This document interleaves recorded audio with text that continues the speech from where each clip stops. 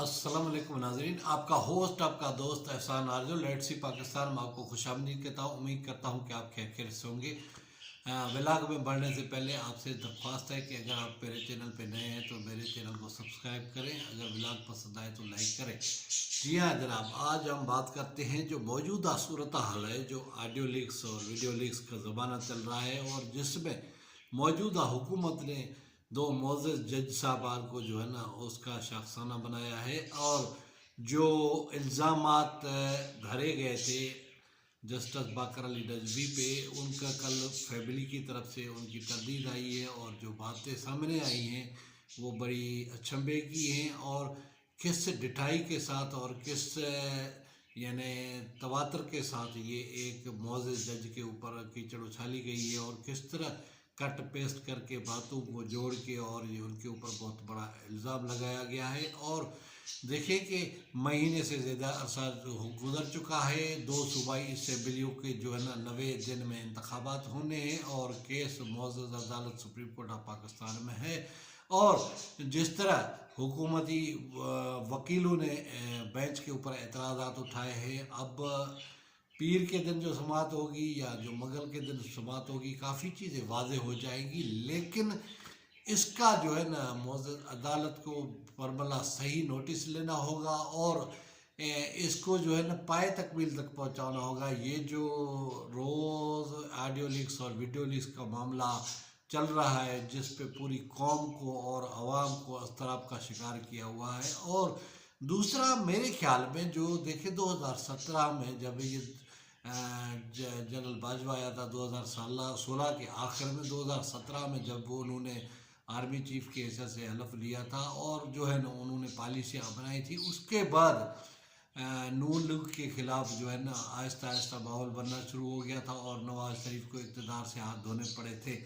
موجودہ جو حکومت ہے جس میں آپ نون لیگ کو سر فہرست لے سکتے ہیں، وہ یہ رو نہ رو رہے ہیں کہ پچھلے جو 4 سالہ کم و بیش دور تھا پی ٹی آئی کا، اس میں ان کے خلاف جو انتقامی کارروائی ہوئی وہ عمران خان نے کی۔ میں ایک تجزیہ نگار یہ کہتا ہوں کہ یہ جو بھی ان کے ساتھ ہوا وہ سارا جنرل باجوہ نے کیا تھا، جنرل فیض حمید نے کیا تھا، اور عمران خان اور اس کی حکومت ایک ٹول کے طور استعمال ہوئے تھے۔ میں تو جنرل باجوہ کو کریڈٹ دیتا ہوں کہ اس نے ساری جماعتوں سے ایکسٹینشن بھی لے لی، ساری جماعتوں کو فیٹیں بھی لگائی، وہ پیپلز پارٹی ہو یا نون لیگ ہو یا دیگر پارٹیاں ہوں، اور آخر میں جاتے جاتے دیکھا گیا انہوں نے پی ٹی آئی کو بھی جو ہے نا اقتدار سے نکال کر باہر پھینکا، اور اس کو بھی جو ہے نا ایسی پھینٹی لگائی کہ اب تک وہ سدھر نہیں رہے، اور جو ہے نا انگڑائیاں لے رہے ہیں اور کرالنگ کر رہے ہیں، کبھی لانگ مارچ ہوتی ہے، کبھی جو ہے نا جیل بھرو تاریخ ہوتی ہے۔ مطلب عمران خان پاپولرٹی کے ٹاپ گراف پہ ہونے کے باوجود بھی جو ہے نا اب وہ کوئی ان کا جو رول ہے وہ حکومتی ختم ہو چکا ہے، لیکن اب یہ صورتحال کب تک رہے گی؟ جب تک موجودہ جو نئے آرمی چیف ہیں، جن کو کم و بیش 3 مہینے سے زائد عرصہ ہونے کو ہے، اور ان کی پالیسیاں ابھی تک ظاہر نہیں ہوئی، اور وہ اندرونی خانہ جو بھی پلاننگ کر رہے ہیں وہ اندرونی خانہ کر رہے ہیں، لیکن موجودہ جو واقعات ہے، یعنی آپ سمجھتے ہیں کہ جنرل باجوہ کی جو لگائے گئے افسران ہیں، جب تک وہ اپنی سیٹوں پہ ہیں، اور یا پھر جو آپ سمجھ سکتے ہیں کہ آئی ایس آئی کے چیف جب تک ہیں تب تک انہی پالیسیوں کو فالو کیا جائے گا۔ جب یہ ریشفلنگ ہوئی اور کور کمانڈرز کی تبدیلی ہوئی یا پھر آئی ایس آئی چیف کی تبدیلی ہوئی، تو اس کے بعد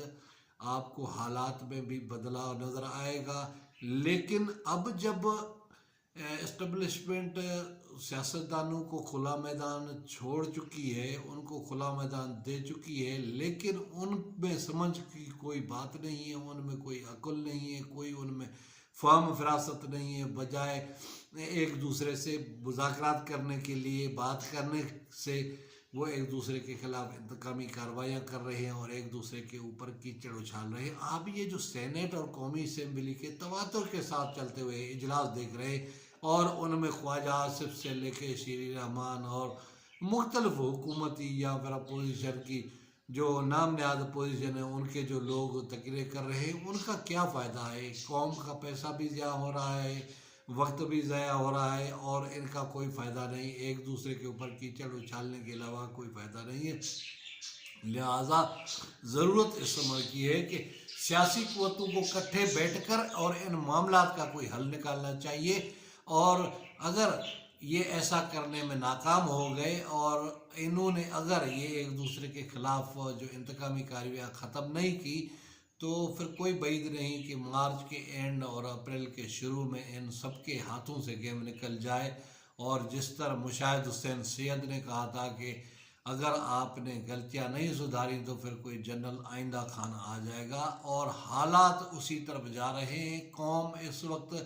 اضطراب کا شکار ہے، مہنگائی، اقربا پروری اور جو ہے نا